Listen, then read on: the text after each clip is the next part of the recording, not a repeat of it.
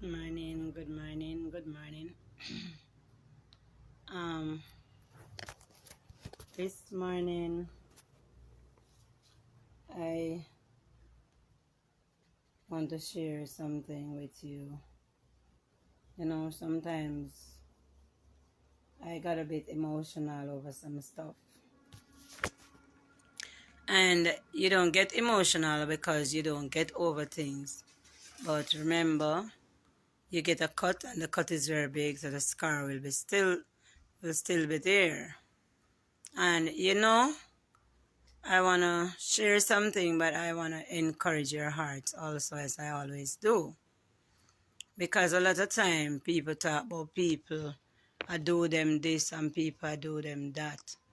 But you want me to tell you something? For me personally, my personal belief is all these doings with these astrologers and whatever, they are powerless. Yeah, that's my belief. They are powerless. And I'm going to share a story with you why I believe that they are powerless. And nothing happen unless God allow it to happen. And He allows it for a reason. Sometimes you don't see the reason or the cause immediately. It take all years, or some 40 years after for you to see the real reason why whatever happened. As I often share that I did not grow with my real parents. I grew with foster parents who adopted me at the age of 6 weeks old. You know, when I was, I think when I was 22, one day I met a lady and we were talking and she just burst out and be like, wow, you look like your mommy. I'm like, what? I don't have a mother. And she said, yes, you look just like your mom. And I tried to stop denying. I said, then you know my mother, because I don't know her. I don't even think I have a mother. And she said, yes, she know her. She know where she live and whatever. So I said, really? Give me the link now. And she tell me, but she said, when you go to her, don't tell her that I was the one who sent you. Just tell her that you come for something else. Now my mother was who they call a reader woman, or now you call them astrologer, you call them psychic, whatever you call them. But she was that type of person. And, I was joyful because growing up wasn't a bed of roses for me. And when I heard about knowing my mom or meeting my mom, it was joy. Trust me. Now, as I mentioned earlier, that she was a psychic, whatever you call her, Jamaican call it reader woman. Yeah. And when I told somebody and the person said, yeah man, me know her, me know where she live, me know everything, and she gonna follow me. So I sent my son off to school and the girl went with me with my daughter. And let me tell you, when I entered the gate, I heard some tongues coming out of the yard and I was like, what? She knows me, man. Anyway, I pushed the gate, I went in the yard, and when I went in the yard, I sit in a little building that she used as a church. And when I sat in the building, some persons was inside. No, I always vision this lady after I left my foster parents home. I left my foster parents home when I was 16.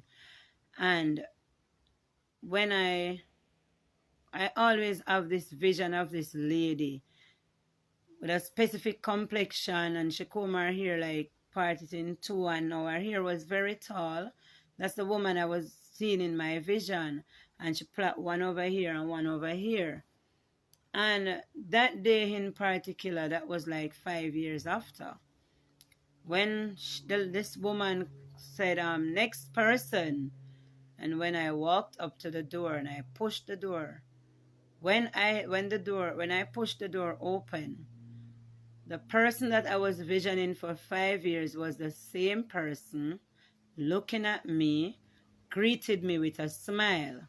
And I say good morning. Now the lady told me that when I go to her, I should not tell her that, like, I should not act it as if I know her. I should just tell her that I want to get a read up or whatever. No, I follow what the lady said, follow her instructions. So I said, good morning. She looked at me and she smiled, and I said, I come to get a read up. And she said, sit in the chair. And I sat there, and that woman started talk some stuff, and she started marking her book. She had an exercise book, and she started mark. And I was there, and I was just thinking. Even though she was talking, my mind was all over the place. When I looked on her boarding and our board, she was living in a board house, and she had some pictures pasted up on the wall, and I was saying that all these are my family. Now, I used to consider myself an ugly person. Somebody, because I was rejected, I was living in rejection. You know, I felt abandoned, you know, because living with a man at the age of 16 wasn't my dream. But circumstances make me becomes what I become. And looking at the pictures, I was saying then, oh, them so good looking. Then she couldn't be my mother because she was a pretty woman. And I was telling myself, no, this woman is not my mother because she was a pretty woman and I am a ugly girl. So, oh, come, something is wrong. And, you know, I sat there, and this woman would never tell me what I want to hear.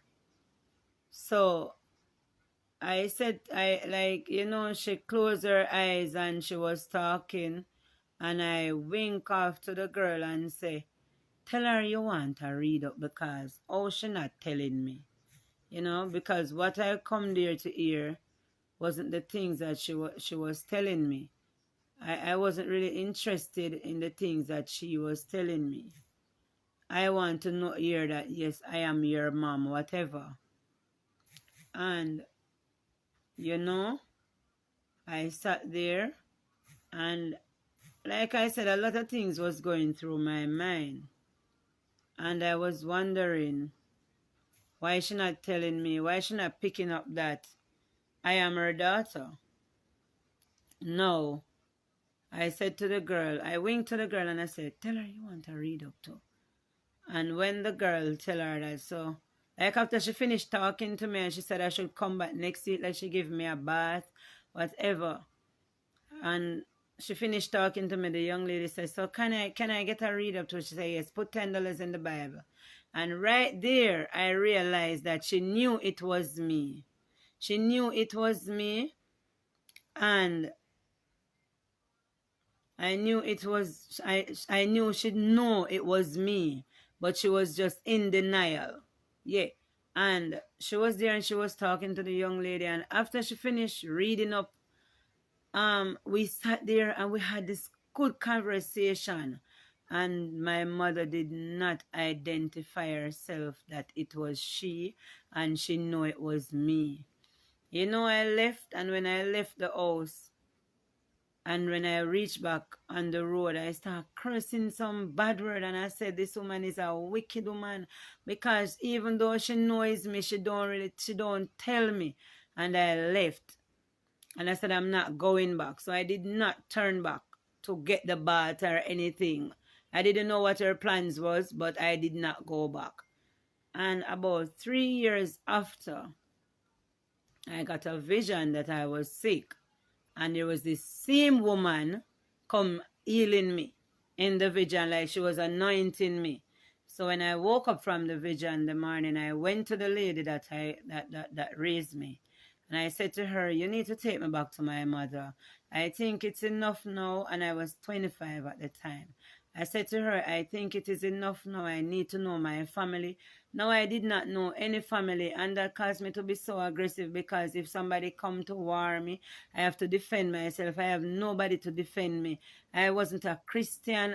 I know there was a God, but I didn't know to what extent how powerful God was. I didn't know anything. I was just like going. I just living. And she said to me that that woman supposed to be dead by now. I said, no, she's still alive. I know her, but she don't want to identify herself to me. So when you carry me, she will identify herself. Because I just wanted to know who my family were, you know. And let me tell you something. That morning when I went to her, decided I have to know today. When she came outside and she saw me, she said to me, why you didn't come back the time when I tell you to come? I said, because you didn't tell me what I come to hear, and that is what I want to hear now. She said, the first time when I came to her house, as I entered the gate, the Holy Spirit revealed to her that her daughter was at the gate. Now, it was two daughters. I am her last child of 7.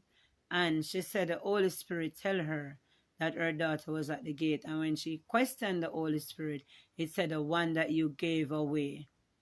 And she said she knew who sent me to her, and she wanted to tell me the following week when I come back, because she thought I was gonna come back. And she said she packed a lot of stuff to give me, but honestly, I didn't even care. And you know, just as I start getting that, try to build a relationship with her, she died a year after. And you know, I'm gonna be honest, sometimes I still go back in times. I ask a lot of questions, even though I know what the word of God said, even though I use a Moses as an example for my life. But as human beings, I still ask questions. Sometimes I am home and I got really emotional. Why? Because there are questions that pops up in my head, and I would want to ask my mom, how did you feel to give me away at 6 weeks old and never turn back? You know, and she's not around for me to ask these questions. I didn't get a chance to meet my real father, and I just know his grave, you know, and sometimes it really hurts because even I don't watch Susan show anymore, because when I watch Susan show, it breaks my heart. And I know a lot of people out there today, older than me, don't know who their real parents are, you know. But I would just encourage you to pray and ask the Lord to reveal them to you. Reveal who your true parents are, because listen, it doesn't matter how much your mother treats you. There is no love as great as a mother love. I'm not talking about spiritual love. I'm talking physical love. Nobody will ever love you like how your mother love you. It doesn't matter how bad they treat you. It doesn't matter how much they beat you and do you all sort of stuff. There is a special love in their heart for you. You know why? Because they're the one who carry you for 9 months. They're the one who give birth to you. There is that. And I wanted to ask my mom if there was no form of bonding with this pregnancy. You know, because when I am pregnant, I talk to my children inside my womb. I play with them. I wonder if there was. So these are some questions that I wanted to ask, but she's now dead. She's dead for 19 years, so I cannot ask her. You understand me? I can't ask her. And I know a lot of people out there are living and feeling the way I am feeling. You know? I know a lot of people out there, because sometimes I watch this show, you see how 50-year-old people want to meet their real parents. Because there is that attachment. It doesn't matter how much they treat you bad. You still have that attachment because they are your real mom. You know, and they're just not there. Why I share this, I was home even this morning, and these questions are popping up in my head again. And it's just don't feel good sometimes when they pop up. And sometimes people see you and they don't really know, they don't understand. When they see you even praising God, they don't know why you send up these quality kind of praises, because living out there without your family, without your mother, especially your mother, it's not a good feeling. No matter how you feel in yourself that it not really matter if my mother want did it. Your mother is precious. Let me tell you, for people who have a mother right now and treat them like pig, I want to tell you that stop. Stop. It takes a lot to bring a child in this world. Even though my mother wasn't there for me, she didn't do anything for me apart from bringing me into this world. You know, I didn't know. I don't get I don't have the experience of a mother love, and then the person who took me from her give me her name and said that she's my mom. She treats me like a pig. Yeah. So let me tell you something, people. When you have a mother who cares and a mother who show you love, show them love in return, care for them, treat them good. A lot of you out there today have your mother and you're living this lavish life and your mother is suffering. Let me tell you something, there's a price to pay. You know what I am grateful for? The Lord gave me the opportunity to to reach out to my mom when she took ill. I was home and like a voice said, go and visit her. And when I visited her, she was sick. And I got the chance to wash all her dirty clothes, clean her house, wash her plates. And after I did that, a few days after she died. So I felt good in myself that I got a chance to do something for her. Plenty still don't get that chance. So I'm grateful for that privilege. I am grateful for it. And let me tell you something, people.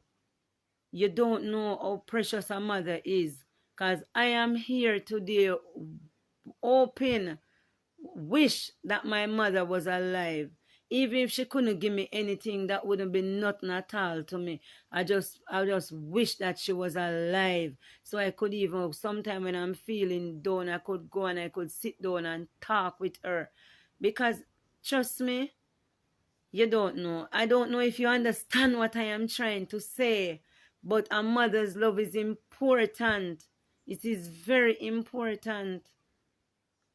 And let me tell you another thing. You have some people out there tell about them are going to give you 9 days to live and them are going to write your name on parchment paper and cancel that. That render that null and void. Those things are powerless. Because if my mother was a true reader woman or whatever, and the Spirit of God was in her, she would have told me the very same day. She couldn't live with herself. For no say she have a child, and for 25 years she never one day walk back and look back and say, I am going to look for my child. I am going to let you know that I am her mom. When I met her, she tell me some story that to me them not add up. Don't get me wrong, I know that God, all things work together for good to them that love God. I now realize that it was God who allowed this to happen, because if I had maybe grow with her, maybe I would be a different person. Maybe I would be a total different person. Trust me. And another thing, a lot of people out there, because they don't get any love from their family, they don't love anybody. But let me tell you, I have a heart that people always enter into. I open it to them and all they do is break it. But I come to realize that they don't hurt me, they hurt themselves. I have a heart that I love people. I don't like to keep malice. I don't carry hatred in my heart. I love people. I love people from a true heart. Believe me as I tell you. And I have reasons growing up as a child not to love people, because I didn't grow up with what you call love. I didn't grow up in a home that's surrounded with love. I grew up in a home that's surrounded with abuse on top of abuse on top of abuse on top of, as you don't even have to talk, forget lick. You don't even have to talk, forget punishment. You don't even have to talk for your years, so you're not going to school today because you're this and you're that. You understand me? and I grow my children on love. I love my kids. I am a mother of 4, a proud mother. I love my children. Believe me. Every second I get, the 2 that lives with me, I hug them. I hug them and I say, I love you. Yeah? So let me tell you something, people. Don't listen to people I tell about them I go give you 9 days and them I go do you this. Render it null and void. They are powerless. Because my mother was out there, say she healing people and she doing this and she doing that. But yet still. And the next thing, a lot of you as Christians today are living in denial. A lot of Christian women give away their children and going around say them preaching and they doing this and they doing that. And they don't remember that child who is yearning for their love right now. Just as how I am yearning for a mother's love. I wish I had a mom to just hug me sometime. Believe me, as big as I am yearning for a mother's love. And that is why I never used to keep friends that younger than me. I used to always have a big woman friend. So my friends are like all 20 years older than me because I always take them for a mother. And a lot of them just come and they take me in and they hurt my feelings and they behave bad. But I don't watch that. I still love people. I really love people. And that is why I am doing the stuff that I am doing. That is why I formed these 2 ministries, because I love people. I don't like to see people hurt. I don't like to see people suffer. I give my ears to people. I just try to talk to them. I try to give them comforting words because I know what... Thanks, Sister Shirley. So you know that you're gonna be my mom, right? I just love people. I just love people. Believe me, I'm telling you from a true heart. And that is why, as I was saying, that is why I formed this 2 ministry. Because I just want to reach people. I want to show people that even though you did not get a mother love or you don't have any family to love you, but somebody out there loves you. Believe me, I'm telling you from my heart. I really love people.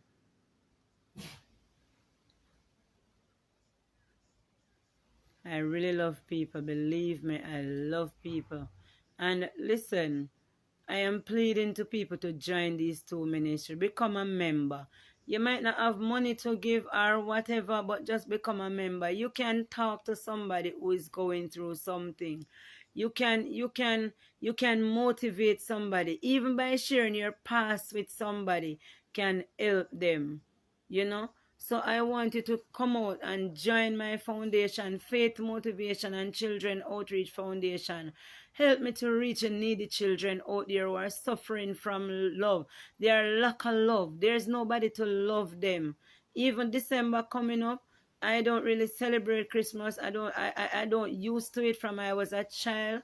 I don't used to it. But give something. Donate something to the foundation that can help a child. You know, give something. Even a suit of clothes, even a pair of shoes, even a pound of rice. On the other hand, I started this ministry, Risen from Abuse, because a lot of women, not just women, a lot of people out there are going through abuse. They are suffering from their past. And people would not understand what they are going through. Why? If you don't experience something, then you might not understand what somebody is going through. But I have my experience, and I know a lot of people out there have similar experience like myself. And I want you to come on board. Come on board these 2 ministries, because let me tell you, people out there are suffering. A lot of women out there in the banks, in the police force, in the army, all over, in all different type of agencies. They are living in the street. They are suffering from abuse. A lot of men out there. Why you think so much policemen kill people? Why you think they kill them partner and then kill themselves? Because them grow up in an abusive home and they just can't deal with it no more. Let me tell you something. I escaped so many things. The anger I used to live with because of my past. I used to live with so much anger, so much hurt, so much pain. I used to live with them. It is when, and I am going to be honest, it's just 3 years ago I get rid of some of it. Believe me, I am, because you see, living in denial is something that will mess you up. And I used to live with this anger that if anybody hurt me, I go fight them, or I go beat them, or whatever. You understand me? Just 3 years ago, since I recommit my life to Christ and I start studying the word, you know, I come to know Christ. That is when I recommit my life to Christ and I start to listen his word, that is when I start to get rid of the anger. Because let me tell you something, I it's not just Mother Earth, Father Earth, I go through church earth. I have church scars that I used to live with. And I will always talk about my church in my live videos. Why? When the first Sabbath morning I stepped in that church, I could feel the love from my pastor and his wife. Oh God, they are a loving set of people. They are my family. You know, I call my pastor my daddy, even though it couldn't be my father, but I call him my daddy. You know? And when lunch break and I see how he socialize with the brethren, it draw me to them more. And let me tell you, that is how that changed me. Lighthouse 7-Day Christian Church and church family helped to change me. The conference helped to change me, because I don't know everybody there, but I have a few people that I will rock with, and they help to change me. They don't know. They don't know because I don't really tell them. So they don't know. Maybe this video will let them know now, but because they don't know. Let me tell you something. A lot of people out there living with hurt. And now sometimes people say something about some people. I say, listen, they don't know any better. Because I didn't know any better. I didn't know any better. I didn't know any better. Even though I used to love people, but I didn't know what it was not to get angry with people. When from I tell myself that you hurt me, I'm going to get angry. Right? It's just no. And I am so happy I have this peace. I have this peace. And that is why I decided to just come out and share my past with the world. Because I know a lot of you out there are living with hurt. Even though you're in church, jumping up, speaking in tongues and going on with a lot of things, I know that you are hurting from your past. And I am encouraging you to talk out, share what you are going through, share what you have gone through. Because when you keep living in denial, it won't change anything. It didn't change anything for me until when I started to talk out. So as I was saying, I'm inviting you all to join these two ministries, Faith Motivation and Children Outreach Foundation and the Risen from Abuse Ministry. I am encouraging you guys. I'm inviting you to come on board. Come on board. You don't know the difference that you will make in somebody's life. You want to reach out to me? Contact me at 3999843, or even send me inbox me on Messenger. I am there for you. If you text me and I don't reply same time, text me again, please. I want to reach out to you. I want to help you in any way that I can, because living with anger from your past is not a nice thing. Today you are happy and tomorrow you are sad. It causes you not to have a real marriage or a real relationship. Yeah. So I am here. Come on board. Join my WhatsApp groups. I have the prayer group. I have the Risen from Abuse Ministry WhatsApp group. We have counselors there that will counsel you in whatever you are going through. It's time for you to stop living in denial. It's time for you to stop living in abuse. Come on, arise from abuse. Get risen from abuse. And reach out to somebody who is going through abuse. Remember, our seminar coming up January 9, 2020. It promises to be good. Come on out and share your testimony. If you're abroad, you can go live on WhatsApp video, or maybe can hook you up and Facebook Live and you share your testimony. Don't be afraid to share. Somebody out there need your testimony. Also, do not forget to subscribe to my YouTube channel because I want to share with the world what I have gone through and how the Lord has delivered me. Not because you don't hear me shouting about God, God, God. I love the Lord. He's the one who have me here to talk to you today. He's the one that deliver me from all the stuff that I used to go through. And he's the one that is going to deliver you. He is already delivering you from what you are going through. Come to him. Why not give your life to him? I know some of you going through, might be passed through church scars and you're saying that you're not going back to a church. But let me tell you something. Jesus loves you. He's waiting on you with an open arm like he did with the prodigal son. Come to him, surrender to him, and let him change your life. Transformation is good. He has transformed me, and he will do the same for you. God bless you. Have a wonderful day. And as I always said, thank you for watching. Thank you for commenting. Thank you for liking. Go ahead and share this video with your friends and your family, on your Facebook, on your WhatsApp. And as I always tell you in the end of my video, Auntie Lizzie love you. Yes, I really love you from a true heart. I love you. And go out and love somebody today. Share a word of love with somebody. Because somebody out there need you. God bless you. I love you.